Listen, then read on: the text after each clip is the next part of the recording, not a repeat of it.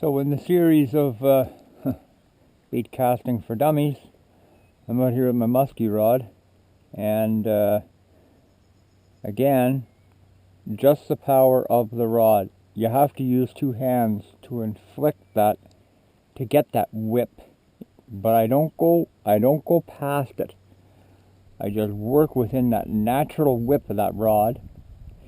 And you can tell this one doesn't even have a centrifugal brake to stop it when it hits the water. I have the friction brake set on the most minimal, but I use my thumb.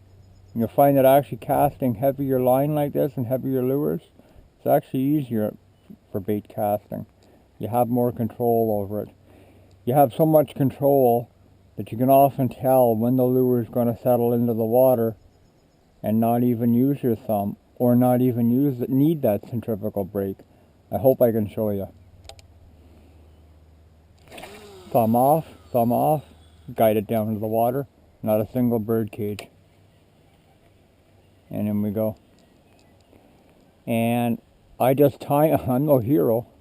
I just let it run out. The lure will pull line. You know, it doesn't have trouble doing that. And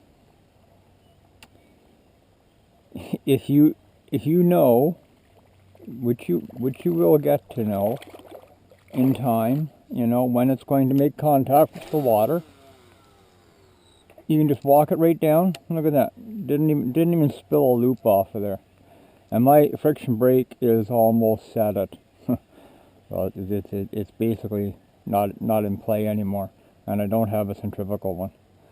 So anyway, just again, I have to throw this one slightly more overhand than I like. I like that sidearm, but to get the big rod around the boat, you kind of have to. But stay within, see, the perimeter of the end, just guide her right down there, and there you go.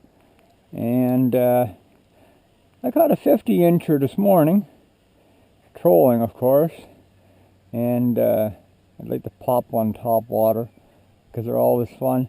But anyway, so again, I mean, the last problem with your bait casting setup is probably your reel setup. It's probably more the rod, the density of the line that you're using, and the fact that you're trying to work outside of the perimeters of the rod.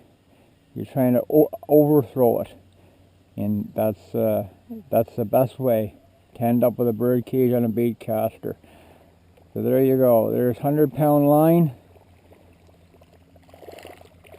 No brakes of any sort, and I don't even have to hardly touch it with my thumb. And let's say it's a beautiful day, eh? Okay, see you folks.